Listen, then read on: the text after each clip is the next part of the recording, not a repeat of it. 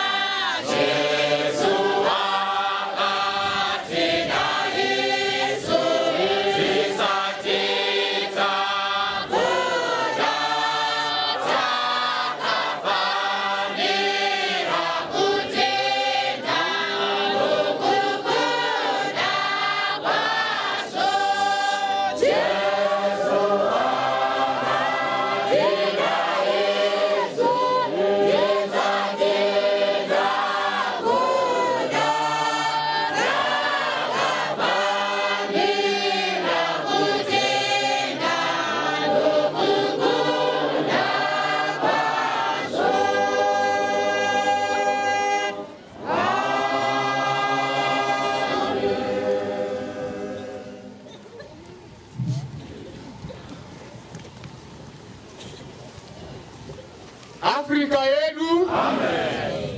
Afrika yedu. Hakuna zita sera Jesu. Hakuna rimwe rakadaro zita romuponisi. Tinoda kuimbira Jesu nokumupa mbiri, nokuti hakuna rimwe zita rinokunda iri. Haleluya. Amen.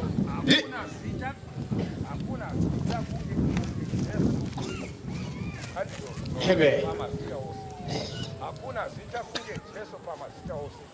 Hakuna rakadaro kana nokudenga. Wazvinzwa? Hakuna zita kunga Jesu pamazita ose. Hakuna rimwe rakadaro kana nokudenga. Amen. Ndio sasa.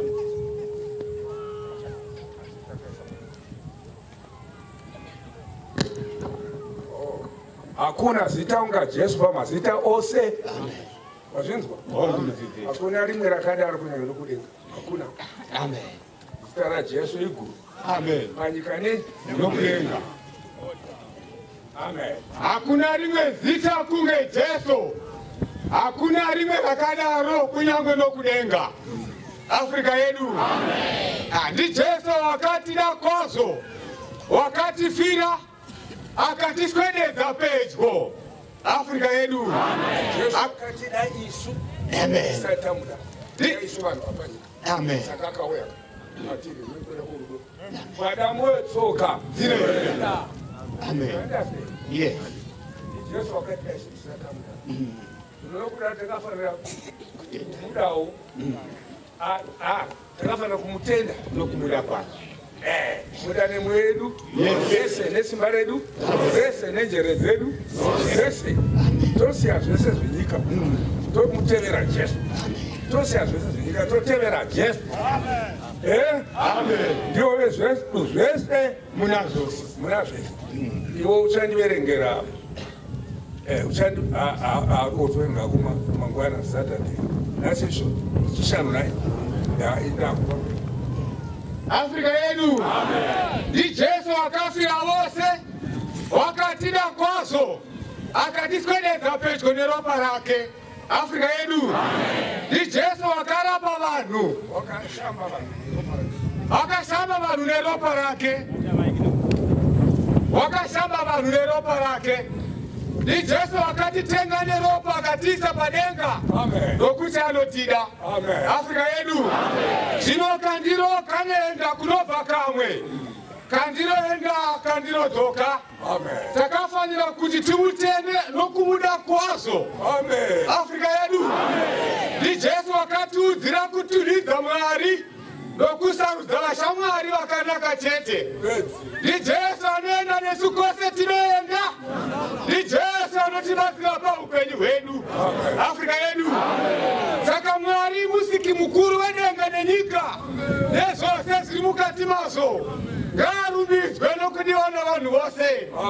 Zita rake ngarive nembiri pakati pamarudzi ose avanhu. Iye unodikanwa sezvaanofemera, iye unozivikanwa sezvaanozviratidza. Afrika yedu. Mwari vakashanyira Zimbabwe neAfrica. Ngavanamatwe navatendi vose vari muZimbabwe neAfrica. Mweya wake ngaufemere vasati vamuziva, kuti vamuzive. Chiso chake ngachivhenekere vari murima, kuti vaone. Nzeve dzavari Zimbabwe ngadzidzurwe, kuti vanzwe mashoko akanaka omufaro aJesu Kristu Ishe wedu, mambo wedenga nenyika. Afrika yedu. Vari vakasika denga nenyika nezvose zviri mukati mazvo. Ngaadurire mweya wake pamusoro pevose vari Zimbabwe neAfrica, kuti vadzedzereke, vazadzwe nomweya mutsvene vese. Afrika yedu. Kuti mwanakomana wake mbiri yake ipadziwe pakati pavanhu, zita rake ripiwe mbiri pakati pavatendi vose. Mweya wake ngaurayire mhepo ino dziri Zimbabwe neAfrica, achiti varegedze vauye nevana vangu.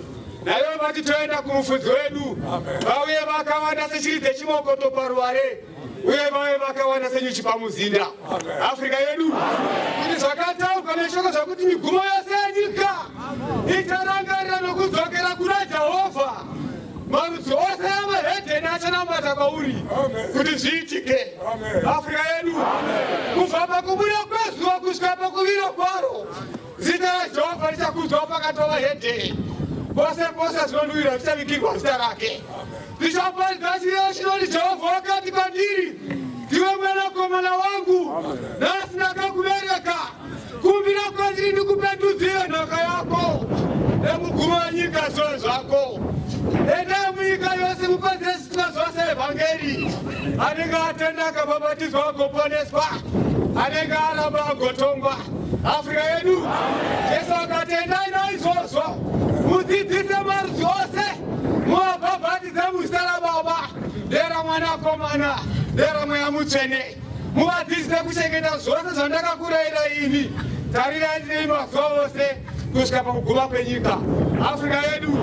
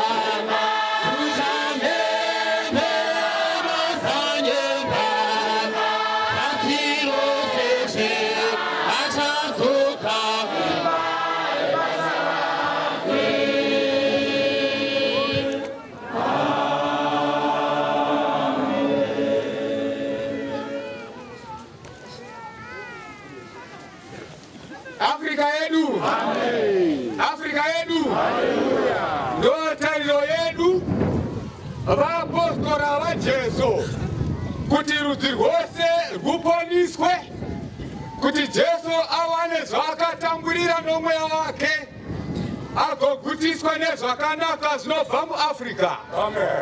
Aone zvaakatamburira nomweya wake agogutiswa nezvakanaka zvichabva matiri Afrika yedu.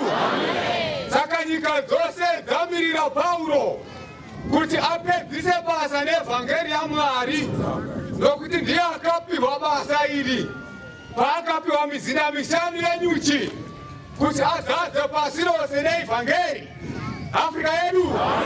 Zvino umambo hwokudenga hahuzi mumashoko asi huri musimba. The kingdom of heaven is not in words but in power. Power to perform miracles. Hallelujah. Amen. Power of transformation. Kuti mutadzi ashandurwe kubva pakuipa apinde mukururama. Zviri muropa raJesu akatuma Paulo paAfrica. Kuti vaiba varege kuzobazve, vaipomora varege kuzopomborazve, vaivenga varege kuzovengazve, vaiuraya varege kuzourayazve. Afrika yedu. Kuti shoko ribva zasi rakati kana vanhu vava muna Kristu Jesu vava zvisikwa zvitsva, zvinhu zvakare zvapfuura, tarire zvinhu zvose zvangova zvitsva. Haleluya. Shoko rikati vauna Jesu ari mumoyo, mutendere nhasi agare mauri kuti akuraramise paupenyu hwako hwose, nokuti kudenga kune nzvimbo huru yakagadzirirwa vanotenda shoko vachirichengeta, rakagadzirirwa bedzi vanotenda shoko vachirichengeta. Kune nzvimbo huru yakagadzirirwa bedzi vanotenda shoko vachirichengeta. Vachazadzwa mwoyo norudo rukuru, havachine nhamo kana kusuwa.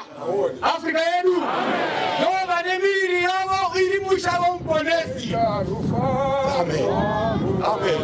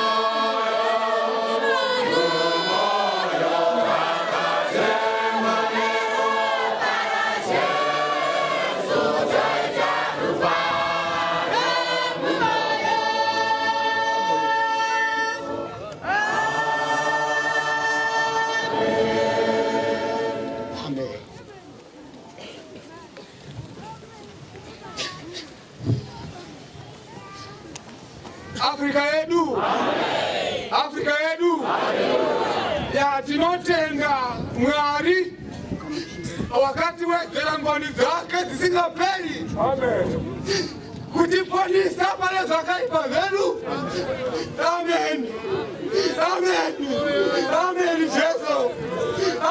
nichangamire. Amen nichangamire. Amen nichangamire. Amen nichangamire. Amen nichangamire. Amen nichangamire.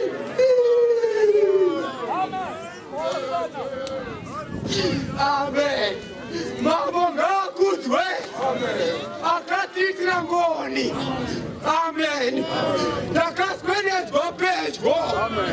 Naye neropa remwanakomana wake. Ishe wedu Jesu Kristo. Afrika yedu. Zino takafanira kutenda. Mwari no kumuda kwazo. Haleluya. Ya, takafanira kumutenda. No kumuda kwazo. Amen. Anati kunze kwangu amugoni kuita chinu. Karai mandiri nani mamuri. Seda virisika goni kubereka zubere goroga. Kana risika gari muzambiringa. Afrika yedu. Zina mwiri wedu wasika kwa tiri. Moyo yedu ifare kakare. Munuri tamuzwaze. Munuri wakayo kuzotiponesa. Afrika yedu. Zina mugamuchire ino kutenda. Nokuti basina kutenda asigone kufadza Mwari. Asivhire kumufadza. Afrika yedu. Mweya wangu uno muponisi ndakasunungurwa. Ndoryo apostoli Afrika. Ndakasunungurwa. Musununguri nganiniziswe. Ndichagamuchirwasu. Ndoda Mwari ya mururi wangu. Ndakatemba neropa la Jesu. Ndava wake chose. Afrika yedu. Atizi vedu tiriwa Jesu. Takatengwa nomutengo unokosha. Nemutengo ropa. Ropa remwanakomana waMwari akanga asina chaangapomerwa. Afrika yedu. Saka takafanira kuzviramba nokuda kwake. Kutambudzika nokuda kwake. Kufa nokuda kwake. Kuraramira iye. Nokuti akatipa zvake zvose. Takafanira kumba miri yedu yose. Kuti iwe temberi yake. Kuti gonzi wa Kristo. Haleluya. Gonzi wanakomana vanasikana vaMwari. Regera vana vaMwari. Zvakazarurwa 19 verse 11. Yes. Kristu unokunda achikara nomuprofita wenhema. Tinotenda pamazuva ano okupedzisira kuti Mwari akauya kubata ushe panyika. Sezvakaonekwa naJohani ari paPatmos. Akadedzera achiti, tinokutendai Mwari. Muripo nevakanga uripo. Nokuti makatora simba renyu guru mukabata ushe. Afrika yedu. Zvino Mwari ari kubata ushe ari muAfrica. Ari kubata ushe ari mumuranda wake wakagadza. Ernest Paul Mwazi waAfrica. Regera noMwari. Nosvika makore 1942 pagweshe. Muranda waMwari Paul waAfrica akakwidza pamusoro peshongwe refu. Akazadzwa noMweya Mutsvene akadedzera achiti, Hallelujah, for God omnipotent reigned. Kuda kuti Mwari wamasimba ose akubata ushe. Afrika yedu. Ari kubata ushe ari muvanhu kuti vanhu varege kuita kuda kwavo. Vanhu varege kunamata Mwari nemiromo. Moyo iri kure naMwari. Afrika yedu. Kuti vanhu vanamate Mwari mumweya nemuzokwadi. Vanhu varege kutamba nezita raJehovha Mwari. Nokuti haangarege kumupa mhosva anowanikwa achitamba nezita rake. Afrika yedu. Kuti nyika irege kuzara nemifananidzo bedzi yekunamata. Asi yakanasa simba rako. Afrika yedu. Saka Mwari akatirongera zano. Akatiwa muranda wake Paul Africa. Aona kuti nyika yese yazara neana jena kunze begrema napkin. Vanhu vanga vangozara nekunamata kwepanze. Kunamata kwendebvu nemavhoidi. Kunamata kwamabhande oubvuvi nemasutu. Kunamata kweheti. Kunamata kweuniform. Afrika yedu. Asi Jesu asimo mumwoyo. Mwari akatirongera zano kutitumira muranda wake Ernest Paul Mwazi waAfrica kuti tifambe panzira inoenda vatsvene, tigare kuupenyu husingaperi. Afrika yedu.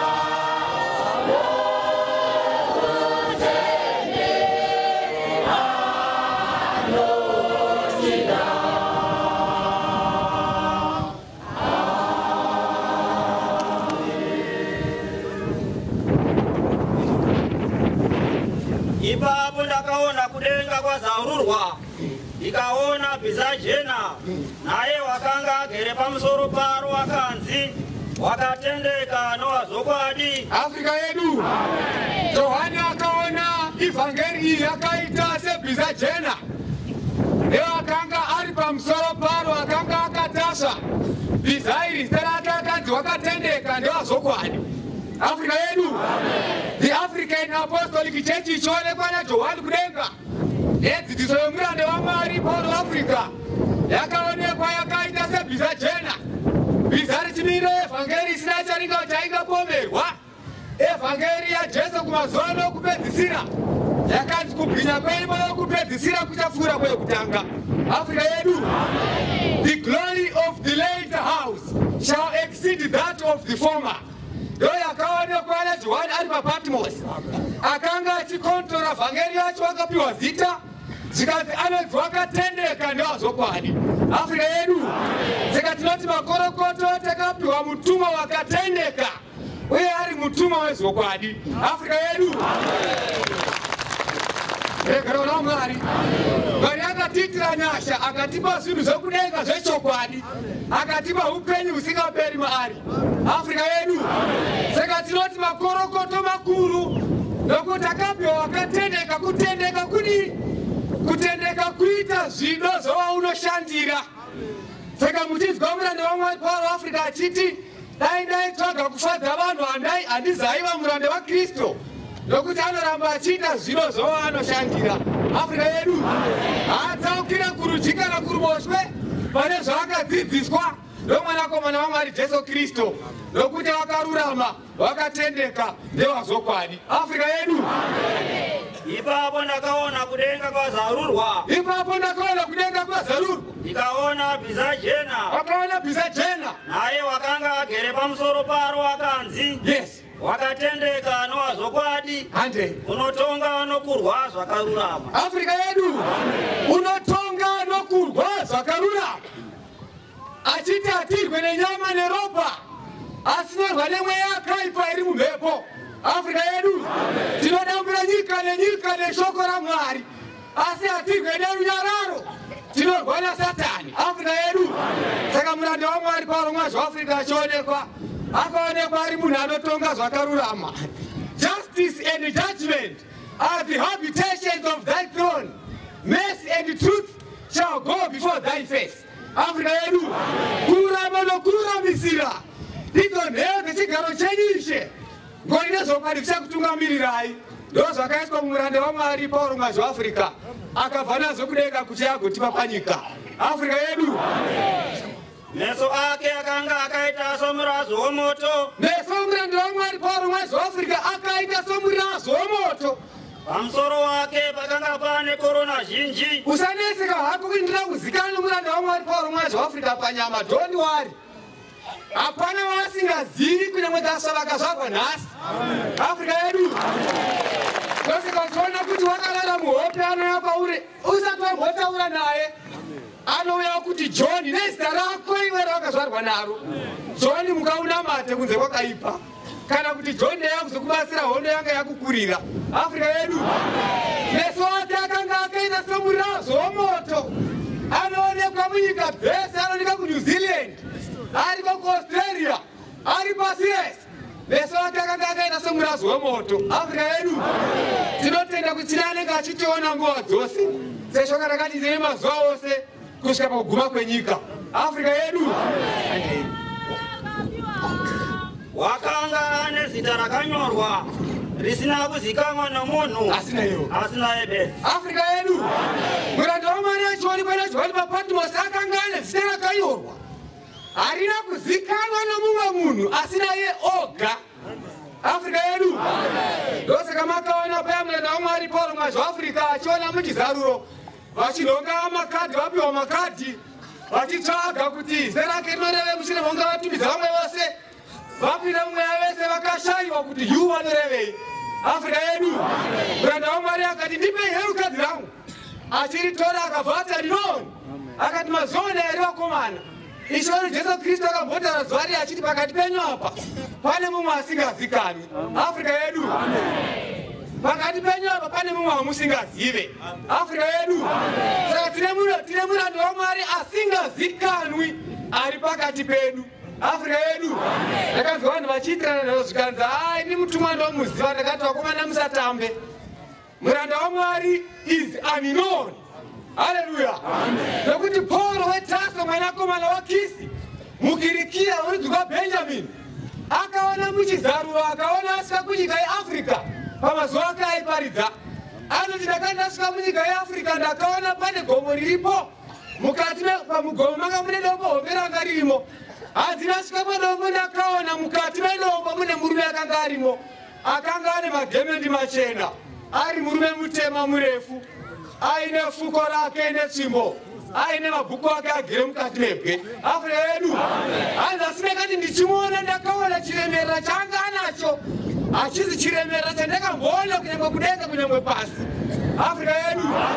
Zvikanzi ndakashamiswa nokuyera nembiri yakanga iri paari. Zvikanzi ndakatsvaga kuziva kuti ndiani. Kudenga pakauya kadhi rikatenderera padombo ranga rakanyorwa kunzi only God knows. Mwari oga ndiye anoziva kuti ndiani kwete ini. Afrika yedu. Saka tine mbiri yaJehovha iri pakati pedu. Tine zano rokuponeswa kwedu ratakapiwa naMwari riri mumuranda waMwari Ereze Pauro mwazi waAfrica. Hanzi akanga akanyorwa zita risina kuzivikanwa kunyangwe nani. Afrika yedu. Tikatarisa muchizaro muranda waMwari aenda kuChinamhora achibhururuka nevatumwa vechikadzi vakaedza kutsvaga kuti vazive kuti ndiani. Ngirozi chaidzo dzakaedza kutsvaga kumuziva kuti ndiani dzakakonewa. Afrika yedu.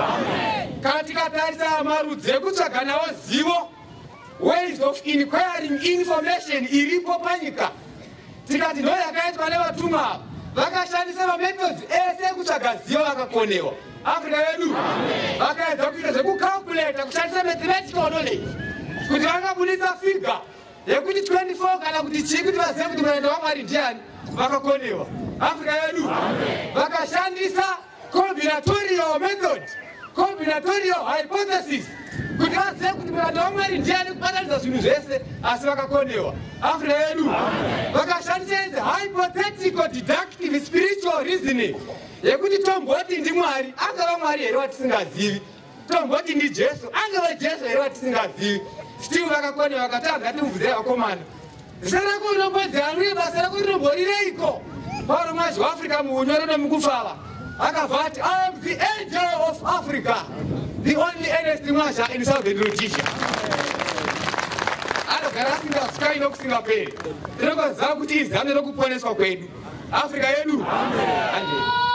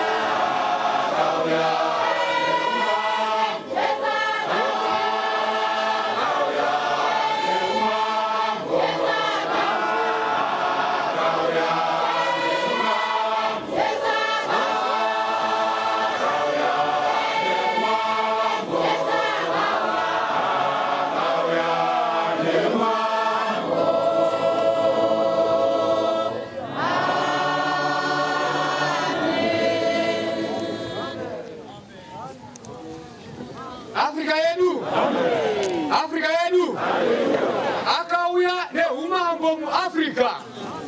Akauya kuzotonga muAfrica. Kuti vanhu varege kuita kuda kwavo. Asi vaite zvino zvavakavatenga neropa. Asi vaite kuda kwaMwari. Baba wavo vari kudenga. Afrika yedu kuti vane Mwari nemwoyo yavo yose, nesimba ravo rose, nenjere dzavo dzose, uye kuti vagona vekwavo sekuda kwavanozviita ivo. Afrika yedu, Afrika yedu, Jesu akabvati ana mashoko angu akaachengeta. Ndiye anondida achadiwa nababa vangu, neni ndichamudawo. Afrika yedu, Afrika yedu, zvino tiri muumambo wakauya naJesu kumazuva okupedzisira. Zvino umambo hwaMwari hunobata huri mumadivision, uye hune character, hune chimiro, hauna kuita mbonga mupokoto. Haleluya. Umambo hwaMwari hune order. Zvaanoti zviitwe ndo zvinoitwa nekuti ndiMwari. Afrika yedu, the kingdom of God is monarchical. Umambo hwaMwari umambo huna mambo anotonga ari mauri. Saka pakazitira kutendai Mwari, makatora simba renyu guru mukabata ushe. Afrika yedu zvino ari kutonga ari mumuranda wake Ernest Paulo Mwaje waAfrica kumazuva okupedzisira. Afrika yedu zvino ari kutonga ari muapostoli veAfrica. Zvino ari kutonga ari muapostoli veAfrica kumazuva okupedzisira. Afrika yedu, the kingdom of heaven is sacerdotal. Umambo hwodenga umambo huna mupristi, haushande kana pasina azodzwa, haupo kana pasina atumwa. Haleluya. Ngasaka maona muranda waMwari Paulo Mwaje waAfrica akazodzwa bandari kure, vatumwa vataurirana varimo, Paulo Mwaje waAfrica apinda, zvikanziwo Mwaje wauya, zvikanziwobuda uya, ndeya kuzozodzerwa uprinsita hwangu. Afrika yedu zvikanzi zvakanaka, asi wotomudzokaka nokuti aritari haisati yapera kuvakwa. Muranda waMwari Paulo Mwaje waAfrica akati akwete hazvitike, handingadzoke kusvika mandizodza nokuti pano nesa kusvika. Afrika yedu vachiri mukati mekutaurira nemutumwa kudai, pakauya mumwe mutumwa achibva mune rimwe kamuri, zvikanzi kochi, zvikanzi handimwazha, zvikanzi ati kudii, zvikanzi auya atanda kuzodzerwa uprinsita hwake. Afrika yedu zvikanzi usika wagomuti kudii, zvikanzi ndamuti ambodzoka agozouya kana aritari yapera kuvakwa. Afrika yedu zvikanzi zvakanaka, saka ngazvinzwaro. Muranda waMwari achibva ati kwete ishe wangu, hazvingaitike, pano nesa kusvika. Nguva yose yandirouya pano ngoti jejeje, temberi yegoridhe yoonekwa yovhara. Afrika yedu zvikanzi nemutumwa mukuru yaYesu. Amen. Nekuti nguva yose yandiro nguva yashoko raingoti ndari kure povhara. Zvino hazvichaitike ndizodzei. Afrika yedu ipapo mutumwa mukuru akauya akabva ati yes, muzodze, achireva kumutumwa muduku. Zvikanzi nogomuzodzera pami, zvikanzi ipapo pachadzorwa paaritari.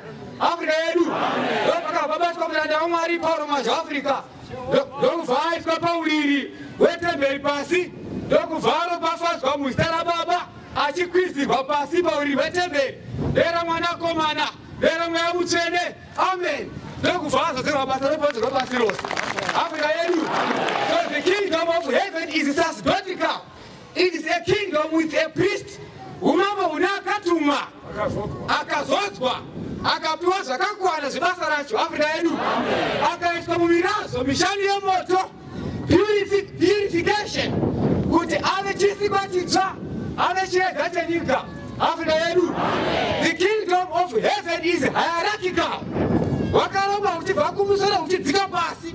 Panoti Mwari Baba kudenga, Mwari Mwanakomana, Mwari Mweya Mutsvene, Paulo Mwaje waAfrica. Kwaye vatungamiri vechechi, mabhishopi nemaelders, vafundisi nevavhangeri zvichidzika, hune order. Afrika yedu, the kingdom of heaven is also triarchical. It is in 3 dimensions.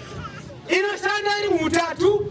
Mwari achiuya panyika, Baba akauya ari iye, Mwanakomana ari maari, naMweya Mutsvene ari maari. Afrika yedu Jesu akauya panyika akati Baba vari mandiri, Mweya Mutsvene vakanga vari zvomaari. Afrika yedu muranda waMwari Mweya Mutsvene auya panyika, anoti zvandina Mwari Baba, ndina Mwari Mwanakomana, vanoshanda vari muutatu. Afrika yedu, the kingdom of heaven is also plutocratic.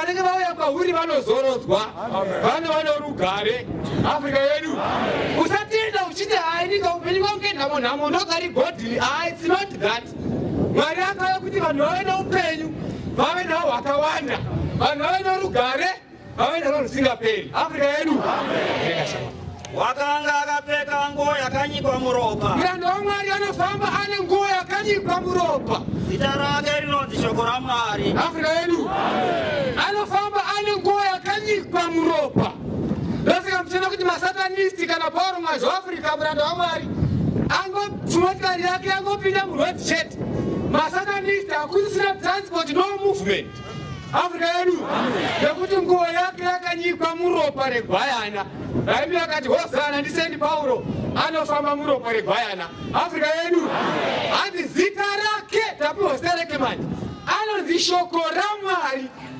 Afrika yedu ndatinzwisane ipapo hanzi zita rake anonzi shoko raMwari tikatarisa pana 1:1 pakutanga shoko rakanga riripo shoko rakanga riri kuna Mwari shoko rakanga riri Mwari shoko rakazova nyama rikagara pakati pavanhu Afrika yedu shoko rairehwa pai shoko rinonzi Jesu Afrika yedu toriti word number 1 Jesu afa aenda kudenga Johani ari kuona futi mumwe achauya ari kupiwa zita rekuti shoko Afrika yedu ndio patazoimba paya pane ane mashoko mangani apo maviri ndio patazoimba tichiti manje kusangana kwa mashoko takakomerera oya geya waoshene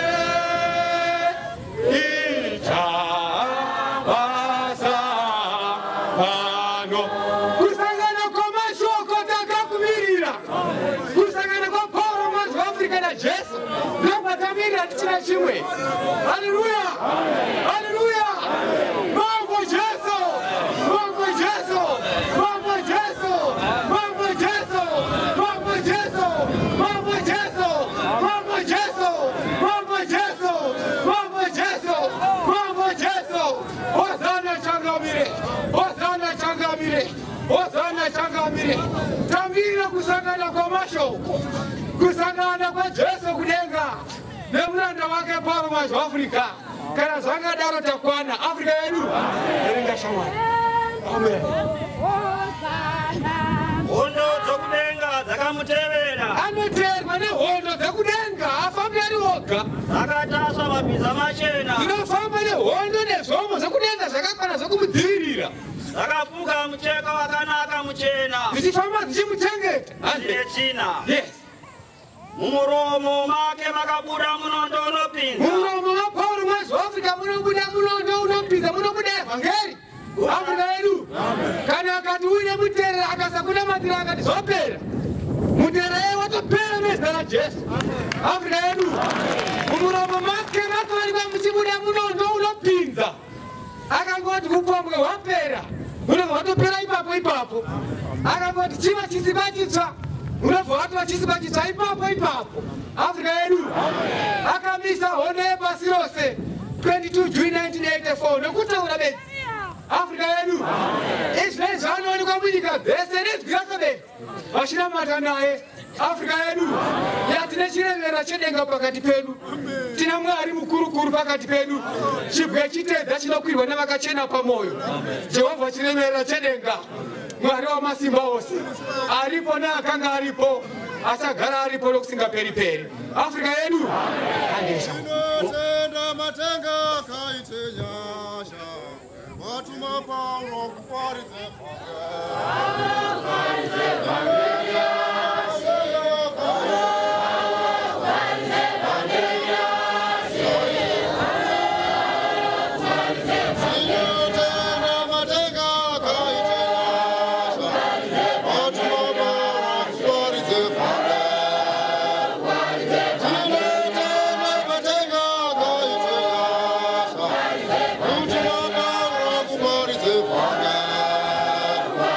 Oh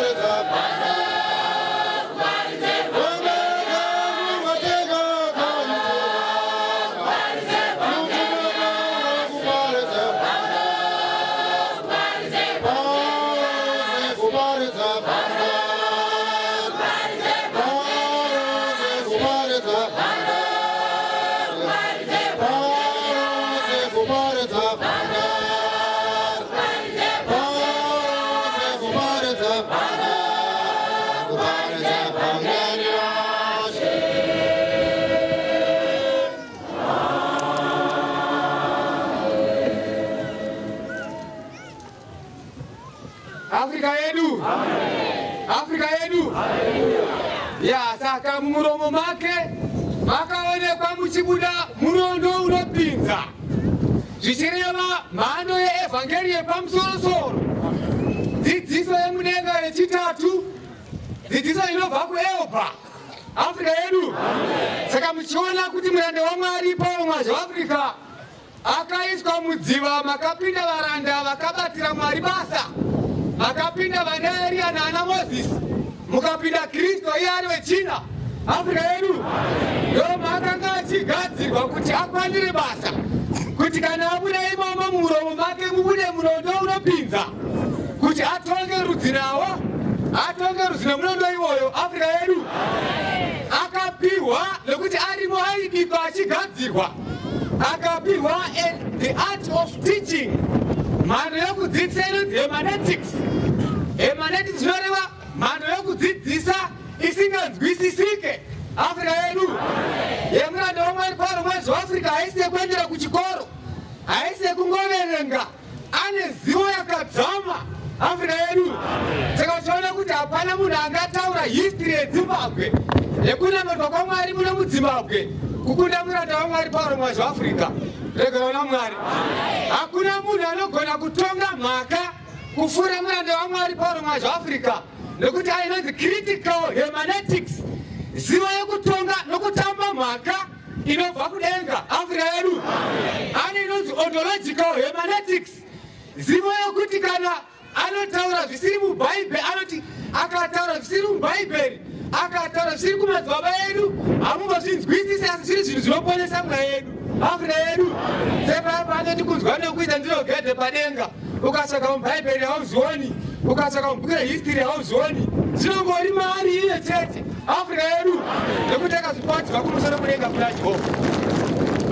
Muromo make makabuda munondo unopinza, kuti arove marudzi nawo, uchafudza netsvimbo yedare, unotsika chisviniro chehasha dzokutsamwa kwaMwari Wamasimba Ose.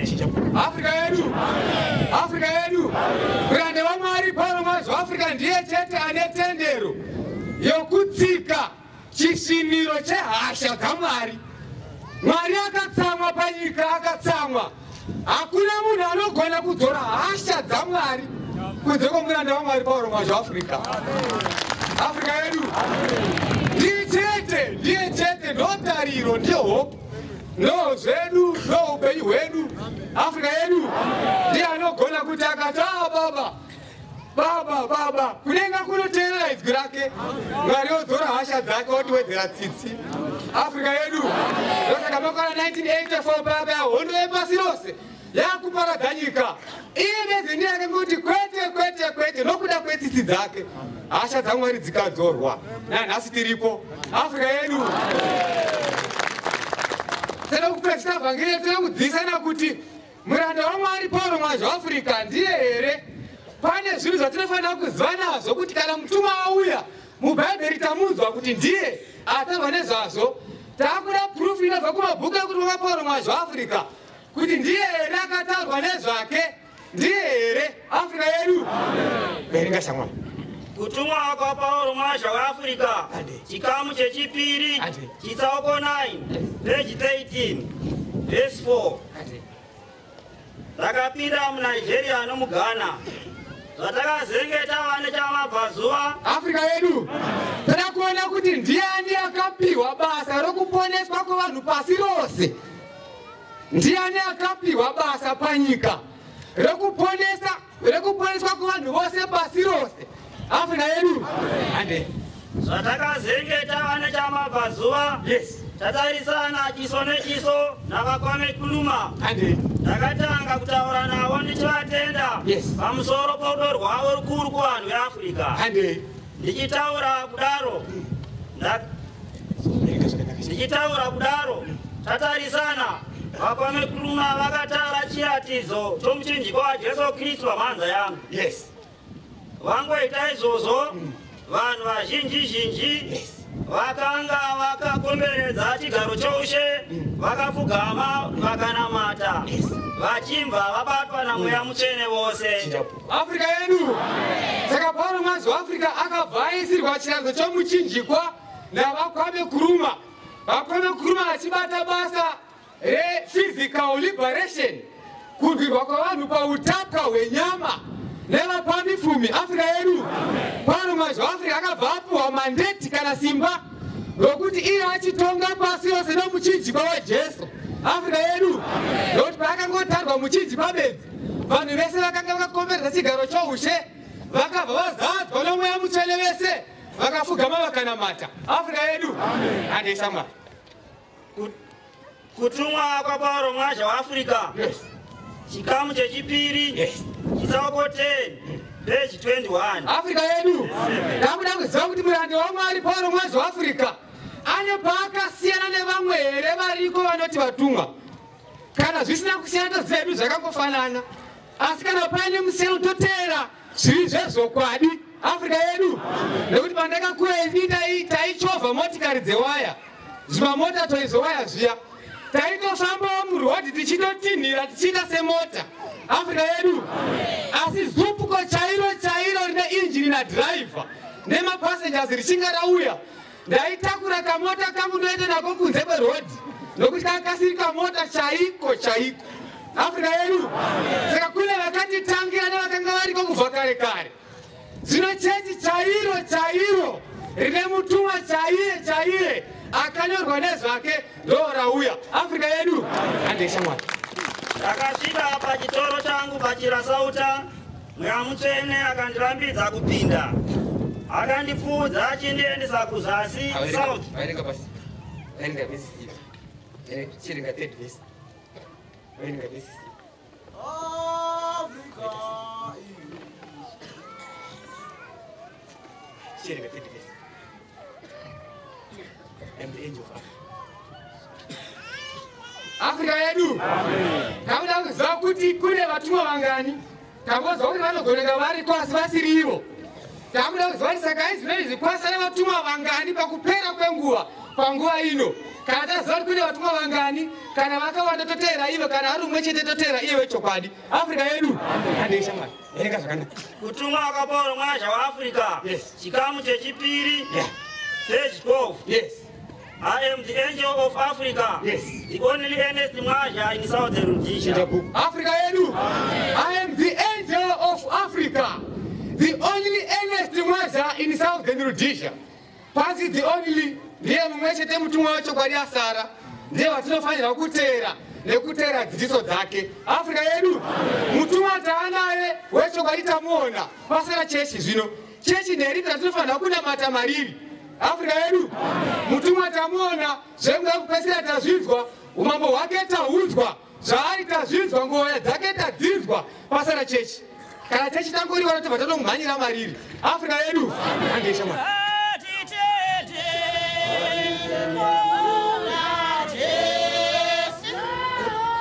Kutumwa kwa Pauro Mwazvaafrica chikamu chechipiri chitsauko 12 page 38. Mutumwa mukuru anotakura mepo yamazita amachechi. 18 July 1984. Nomusi wechitatu tiri mubulawayo usiku kwakauya mutumwa mukuru akabata chati inenge globe remepu yapasi rose raiva nemhando dzoruvara dzamabwe anokosha ose. Runako rwachoni rwaikosha zvandisati ndamboona nameso angu pasi pano. Pagirobhu iri mutumwa waMwari wakatanga kunyora nhamba pazita rechechi imwe neimwe. Afrika yedu mutumwa waMwari akabva kudenga, ngirozi yakabva kudenga ine chati rakanyorwa mazita emachechi ose ari pasi pezuva. Pazita rechechi imwe neimwe panga pakuiswa nhamba rimwe manje. Tizive chechi iri pekutanga ndeipi, iri pekupedzisira ndeipi. Afrika yedu kana tangoziva chechi iri pekutanga totomhanyira iyo. Afrika yedu pazita rechechi yedu the African Apostolic Church ndipo paakatanga kunyora number 1 achibva otarira kwandiri achinyemwerera achiti karabasa. Afrika yedu akabva anyemwerera akaenda kuna mukumuranda waMwari Paul Mwazi waAfrica achiti kureva kuti ndo chechi rinofanira kupinda vanhu kuti vaponiswe. Afrika yedu ani akongara kukazokuita mari akaziva nokusingaperi.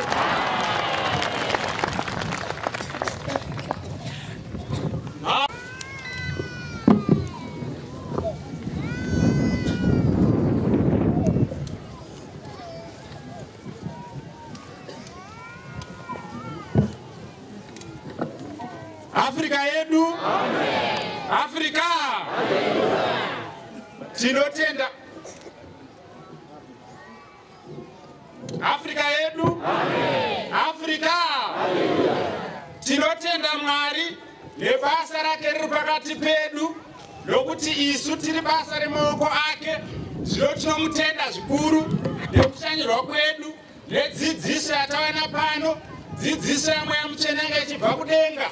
Zvino kuparidzwa kweshoko raMwari, kutsvaka vari verudzi rwaMwari uye nekusimbisa varimo vakapinda muchechi. Ino nguva tinoipa kuhama neshamwari vatanamata navo pano, kana varipo vanoda kupinda muchechi ravo vasati vapinda muchechi.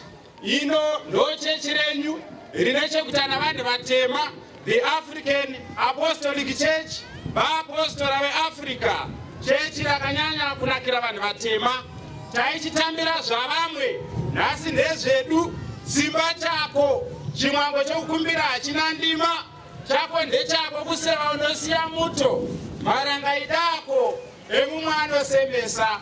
Zvino chechi renyu rakauya chirevo chinoremera arehwa nezita Afrika vanhu vatema, haisi miti kana nzizi kana makomo. Zvino vanhu vatema ndimi makashanyirwa, ndimi munodiwa. Chechi renyu rakauya rina Mwari anopindura munyengetero yavanhu vake, rina Mwari anobisira vanhu zvinetswa achivapa zvishayikwa.